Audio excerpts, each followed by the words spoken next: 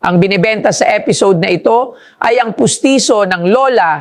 Ang pustiso ay isang artipisyal na kapalit ng nawawala o sirang ngipin na ginagamit upang maibalik ang magandang ngiti. Karaniwan itong gawa sa acrylic resin, porcelain o kombinasyon ng metal at plastic para maging matibay at komportable isuot. Ang tanong, bibilhin ko ba ang item na ito o hindi? Panoorin ang full episode. Anong ibenta mo? Dito lang sa Pinay Stars. Magandang hapon po, Sir. Magandang hapon. Sir, ano pangalan nyo? Angelina Santiago po. Angelina Santiago. Apo, Angelina po. Angelina Santiago? No, Angelina. Kayo? Angelina po. Angelino Santiago. Taga saan po si Angelino? Taga-Kabanatuan po sa Nueva Ecija. Alright. Galing ka pa doon.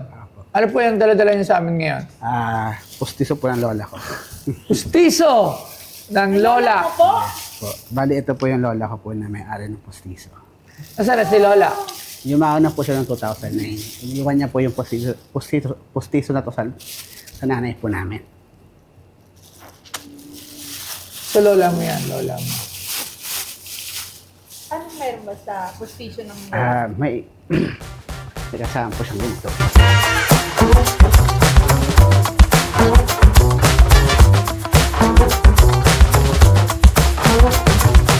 Ang pustiso ay isang artipisyal na kapalit ng nawawala o sirang ngipin na ginagamit upang maibalik ang maayos na pagnguya, pagsasalita at itsura ng ngiti. Karaniwan itong gawa sa acrylic resin, porcelain o kombinasyon ng metal at plastic para maging matibay at komportable isuot. May dalawang uri nito, ang partial denture na para sa iilang nawawalang ngipin at ang full denture na para sa buong hanay ng ngipin. Ito ay hindi kasing tibay ng natural ng ngipin, pero malaking tulong ang pustiso sa pagpapabuti ng kalidad ng buhay, lalo na sa mga matatanda o sa mga nawalan ng ngipin dahil sa sakit o aksidente. At ang binebenta sa PP Stars ay ang pustiso ng lola. Kasama po siyang ganito. ginto? Okay. Gano'n mo kamahal ang lola mo? Ba't naiiyak ka? Siya po kasi kasama namin habang mga bata kami. Nagpalaki. Yung nanay po namin, yung nakakatch po yung picture dito, ginapit po na isa sa mga kapatid ko. Siya itong ginupit. Yung nanay po namin. Bakit? Hindi, ano po, Ginamit sa ID? ginamit lang po sa family tree. Birthday po ng nanay namin kahapon.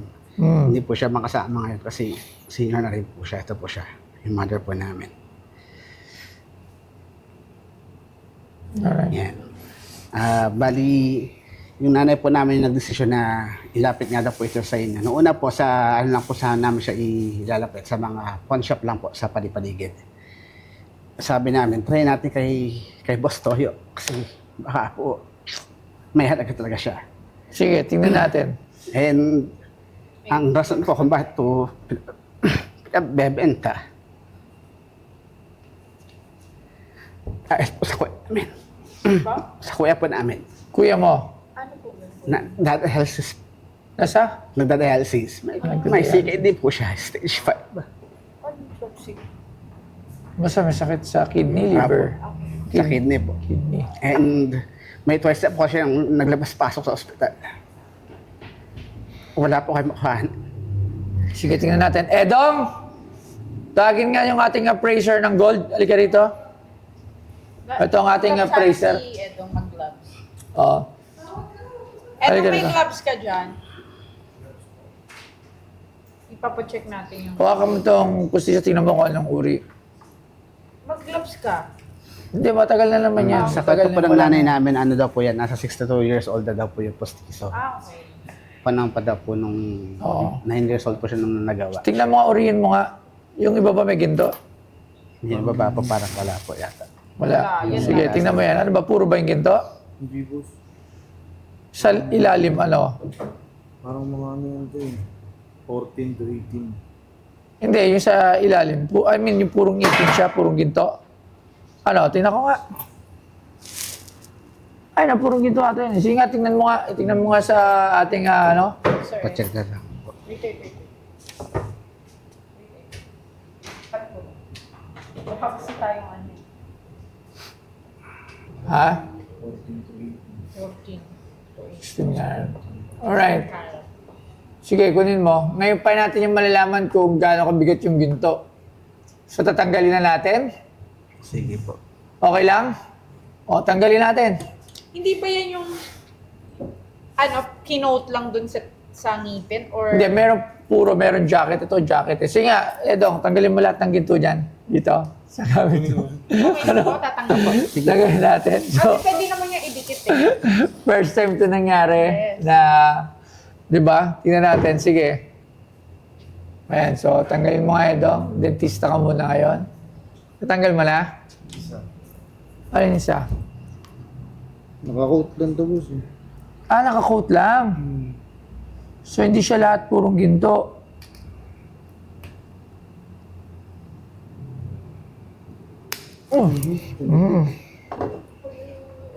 Masisira.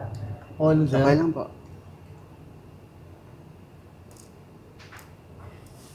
Layo pa ni sir. Coat lang talaga, boss. Sige. Yung isang buong ipin. Yung ilagay natin dito. Try natin. Olives. Pero alam mo maganda nga yan, just in case. Nakalagay pa rin siya sa ngipin. Kasi di-display. Check natin. Sinira mo na yung ipin ni Lola. Dapat binili lang natin ng ganyan. Ikaw talaga, Edo. Okay, Sige. ano naman siya? Oo nga, oo. Kunin mo yung maliit na timbangan. Sige, tingnan natin. Ito mo kanina. 16 karat. Tingnan natin maliit.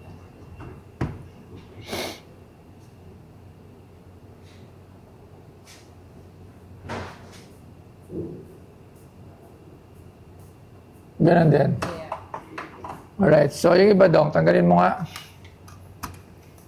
Tapos lagay mo nga siya dito. Channel yun natin. Ano pa natin malalaman? Kailangan malaman kasi natin yung price ng gold. Yes. Siyempre. Hindi siya buong hindi siya buong ginto. Coat, ano lang siya. Coated lang talaga. Eh. Ah, Sabi ko sa iyo eh. Baka mamaya naka-coat. para siyang veneers na nilalagay din lang sa ngipin. Akala ko kasi buo. Di ba? Baka multuin tayo ng lola mo. Mas Okay na yari ka, kaya yan. Edo. Okay na kaya yan. Hindi, sige, tanggalin mo. Yari ka, Edo. Tingnan natin yung gold value nito. Mga anong year kaya to, no? Alright. Okay. Magkano ba dapat ito binibenta?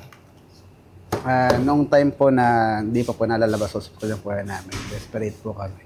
Baka po ako nasa 100,000 yung mga halaga kasi matagal na nga po. Naku.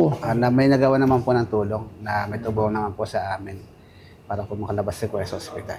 So, ganun pa man po, natapat naman po kasi day po today na tinext po ako nung tauhan niya po kahapon. Kahit po birthday ng nanay ko, magsabi po sa kanya, Nay, tuloy po ba natin? Sabi niya, sige, ituloy mo kasi hindi natin alam. Baka mamaya tama yung claims ng lola mo na yun nga, may value po. Actually, may value na. Okay. Yung value nito ngayon doon sa gold na nakuha natin, 30.033.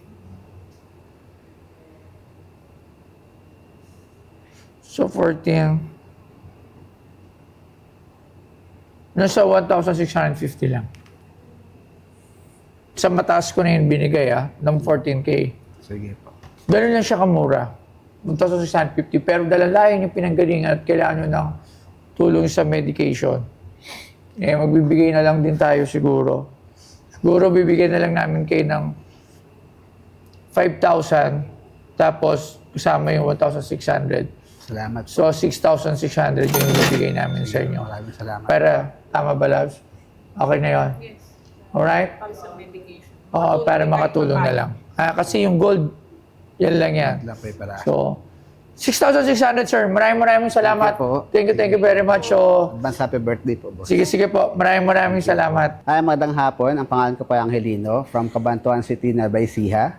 Nagsadya po kami kay Boss Toyo para po isang guni yung kiniklaim po ng lola namin before bago po siya yumaon na ginto po yung nasa ngipin po ng kanyang pustiso. Napag-alaman po namin na yung pong kanyang ngipin na gold, hindi po pala puro yung nasa loob. Meron din po mga naka-bracket. So sa kabutihan loob po ni Boss Toyo, kahit mat lang po yung timbang na nakuha namin sa ginto, pinaulakan niya po kami dito, tinanggap niya po kami ng maayos yung mga staff niya, and thank you rin po kasi nagpaabot pa rin po siya ng tulong sa medical ng kuya namin. Maraming salamat po. Karagdagan po sa kung magkano po yung halaga ng ginto na natimbang po nila kanina. Maraming salamat po ulit, Boss Toyo. Advance happy birthday po. Anong ibenta mo? Dito lang sa Pinay po.